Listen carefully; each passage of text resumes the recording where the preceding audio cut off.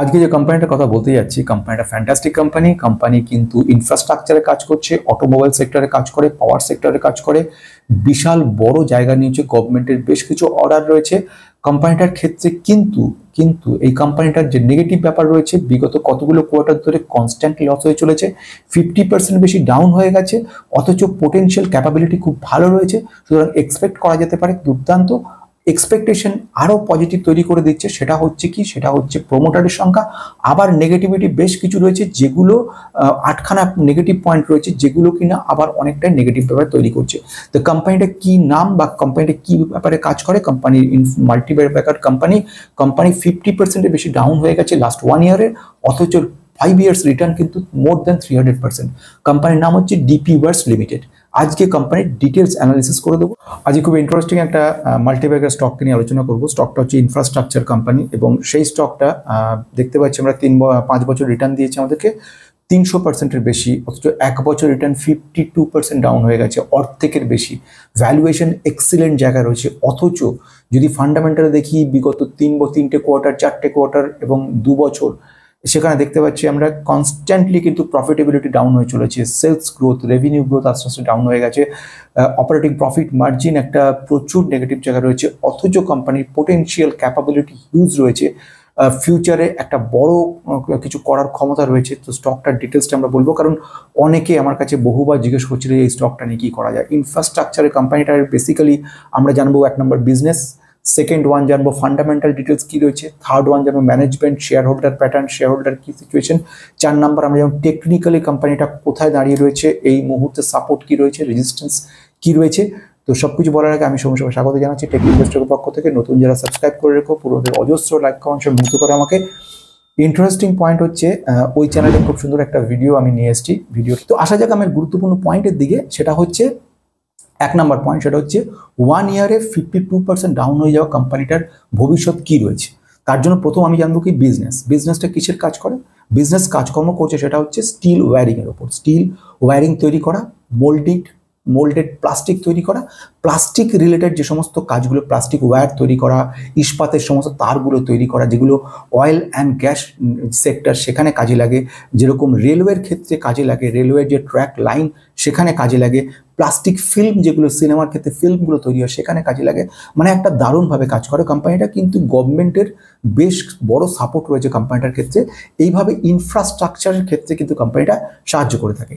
Still ওয়্যার্সের উপরে কিন্তু specialised company বলে। পাওয়ার সেক্টরের উপর কাজ করে, পাওয়ার সেক্টরের প্রচুর পরিমাণে যে সমস্ত ওয়্যারিংগুলো রয়েছে সেখানে কাজ করছে। এছাড়া আমি যেটা বলছিলাম অয়েল অ্যান্ড ন্যাচারাল গ্যাস সেখানে কাজ করছে। অটোমোবাইল সেক্টরে কিন্তু কোম্পানিটা কাজ করছে, এবং পাওয়ার সেক্টর ছাড়াও ইনফ্রাস্ট্রাকচারে কোম্পানিটা কিন্তু ভালো মতো কাজ করছে। কিন্তু প্রশ্ন আসছে, কোম্পানিটা খুব ভালো কাজ করছে, ইনফ্রাস্ট্রাকচার মানে ভবিষ্যৎ রয়েছে, আগামী দিন বিরাট করবে, তাহলে কোম্পানিটা পড়ে যাচ্ছে কেন? যে কোম্পানিটার 208 কোটি টাকা সেলস ছিল, সেটা কিন্তু এবছরে হয়ে গেছে 137.66 কোটি, অর্থাৎ সেখানে আমরা দেখছি 34% রেভিনিউ গ্রোথ কিন্তু ডাউন হয়ে গেছে। আমরা নেট প্রফিট দেখি 58% নেট প্রফিট কিন্তু ডাউন হয়েছে। 9 কোটি টাকার কোম্পানিটা 4 কোটির কাছাকাছি চলে এসেছে, 4 পয়েন্ট সামথিংয়ে চলে এসেছে। এবিটাডি একটা খুব ইম্পর্টেন্ট মেজারমেন্ট, যেটা দেখে ধরা যায় কোম্পানির সিচুয়েশন। কোম্পানিটা যেটা ছিল গতবারে 14.53, সেটা কিন্তু এবারে চলেছে 7.31 ক্রোর, অর্থাৎ প্রায় 49, মানে অর্ধেক হয়ে গেছে দাম। অর্থাৎ এইরকম দেখতে গেলে কোম্পানিটার এখন যে জায়গায় রয়েছে 226-এর কাছাকাছি, সেটা কিন্তু 186-তে চলে যাওয়ার কথা, অর্থাৎ এতটাই ডাউন হওয়ার কথা। 52% কাছে হচ্ছে। প্রফিটও ইয়ার অন ইয়ার বেসিসে কন্টিনিউয়াসলি পড়ে চলেছে। এইগুলো হলো নেগেটিভিটি। তাহলে এইটা দেখে বোঝা যাচ্ছে এই কারণের জন্য পড়ছে, কিন্তু পিছনে রয়েছে অনেকগুলো পজিটিভ কারণ, অনেকগুলো নেগেটিভ কারণ, সে আলোচনাগুলো করব। এবং এটা কি লং টার্মে রাখা যেতে পারে? তাহলে তো এটা একটা বিরাট বড় স্কোপ। তাহলে এটা কি সেগুলো জানা যাবে। বলার আগে একটা গুরুত্বপূর্ণ পয়েন্ট, সেটা হচ্ছে this videos only for educational purpose, no buy or sell recommendation.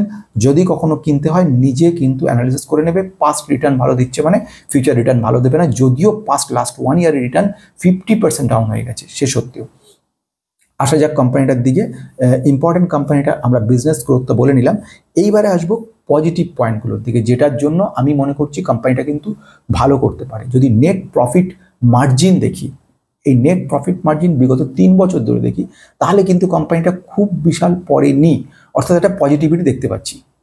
Second point বলবো সেটা হচ্ছে ঋণের পরিমাণ, ডেট টু ইকুইটি রেশিও বা ডেট বা ঋণের পরিমাণ কিন্তু বিগত 3 বছর যদি দেখি ইন্ডাস্ট্রিজ যে জায়গায় রয়েছে তার থেকে অনেক ভালো জায়গায় রয়ে গেছে কিন্তু এইটা।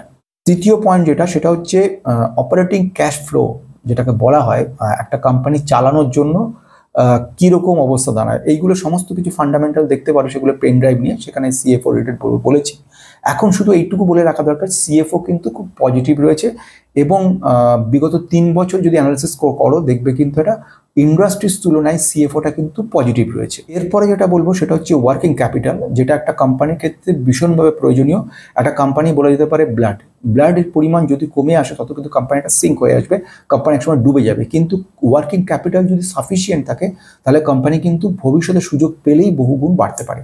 তো ওয়ার্কিং ক্যাপিটাল আমি দেখতে পাচ্ছি সেখানে কিন্তু যথেষ্ট পজিটিভ আমাকে দেখাচ্ছে, মানে আলটিমেটলি এটা একটা পজিটিভ জায়গা দেখাচ্ছে। এছাড়াও আমরা যদি দেখি আরেকটা গুরুত্বপূর্ণ পয়েন্ট দেখবো সেটা হচ্ছে প্রোমোটার একাই 74% বেশি রেখে দিয়েছে এবং একটি স্টেকও যত পড়ুক না কেন এরা কিন্তু সেল করছে না।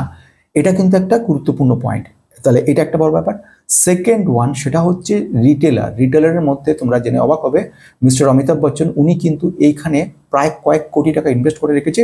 2%-এর বেশি কিন্তু রিটেলারদের মধ্যে মিস্টার বচ্চন রয়ে গেছেন এবং উনিও কিন্তু এখনো পর্যন্ত হোল্ড করছে। প্লাস আমরা যদি দেখি ফরেন ইনস্টিটিউশনাল ইনভেস্টর সামান্য পরিমাণ হলেও তা কিনেছে, ডোমেস্টিক ইনস্টিটিউশনাল ইনভেস্টর তারাও কিন্তু সামান্য হলেও কিনেছে।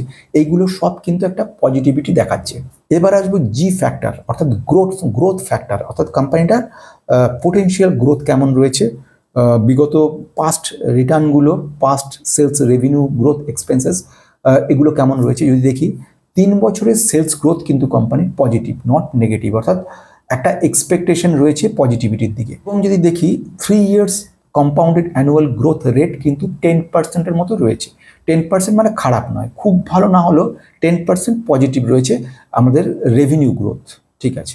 Second one এবিটাডি, earning before tax depreciation and amortisation, বিগত 3 বছর যদি দেখি সেটাও কিন্তু পজিটিভ রয়েছে। এবিটাডি পজিটিভ থাকার অর্থ হচ্ছে আমাদের আশা রয়েছে কোম্পানিটা পজিটিভ কিছু করবে।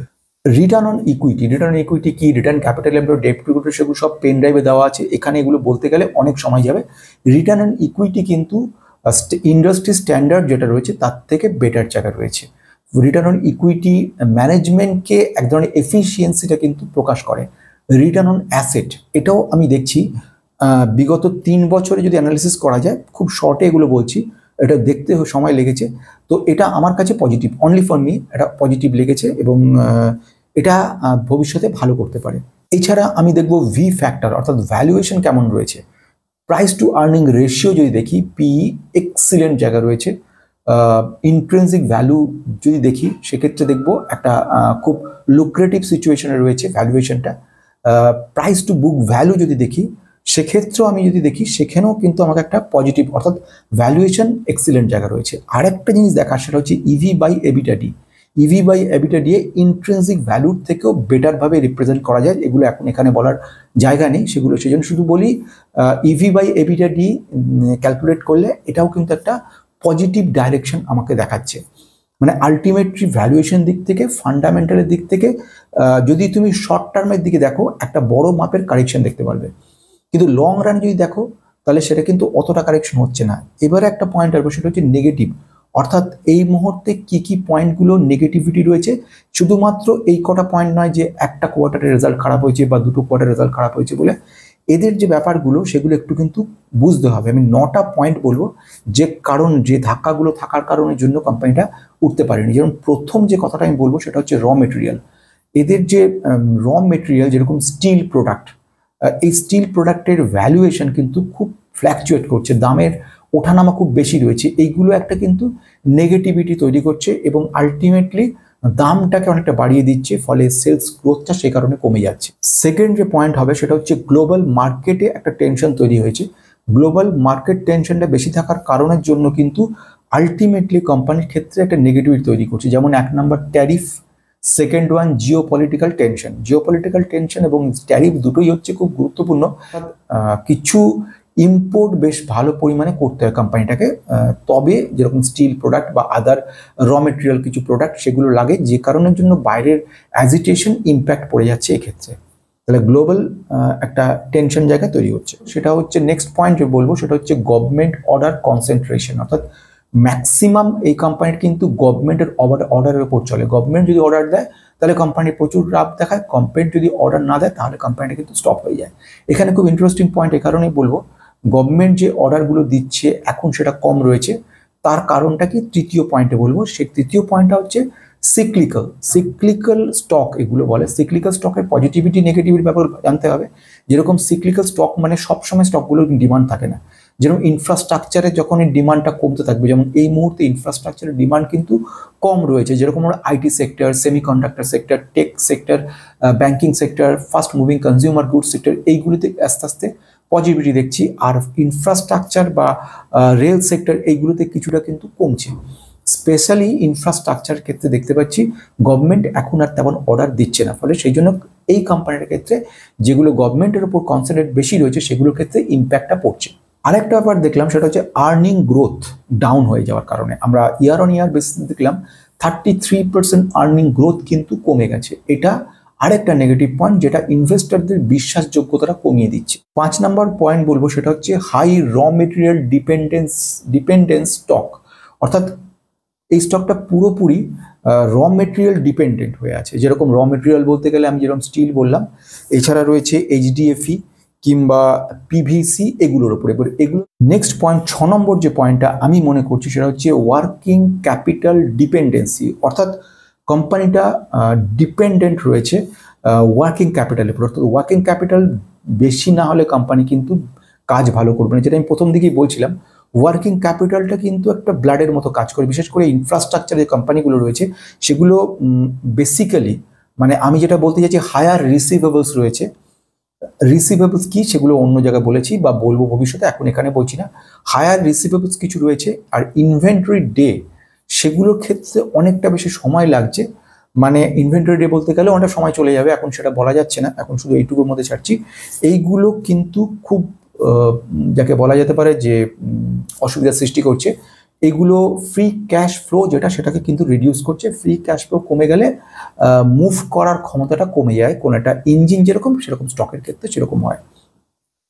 7 নাম্বার পয়েন্ট, লো লিকুইডিটি। লো লিকুইডিটির মধ্যে 70% অ্যাবভ তো প্রোমোটার রেখে দিল, 28%-এর কাছাকাছি যেটা রয়ে গেছে সেটা হচ্ছে রিটেলারদের। রিটেলাররা যখনই কেনা বেচা করছে বিশ্বাস কমে যাচ্ছে, এফআইআইডিআই লং টার্ম ধরে রাখে, কিন্তু রিটেলাররা কিন্তু 6 মাস, 1 বছর, 2 বছরই অতিষ্ঠ হয়ে ওঠে এবং সেল করে।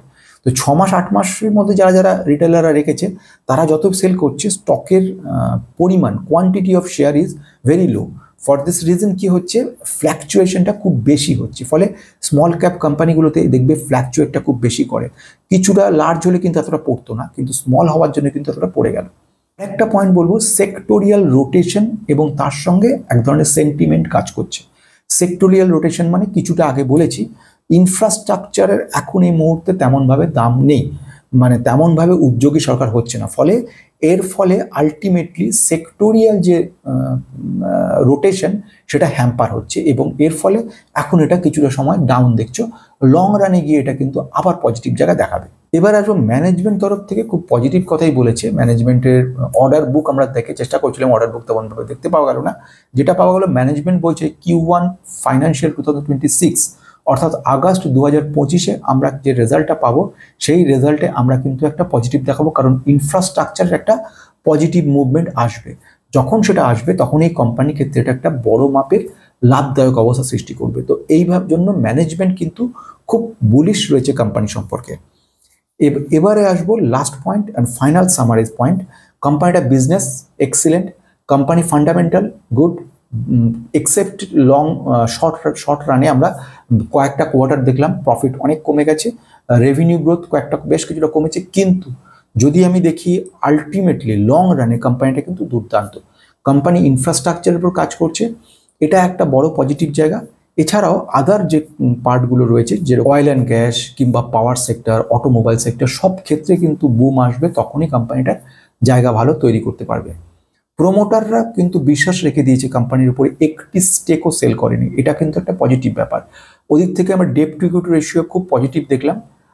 এইগুলো আমাদেরকে কিন্তু একটা বা লং রানে আমরা EV/EBITDA ভ্যালুয়েশন দেখলাম, সেগুলো ভালো রয়েছে।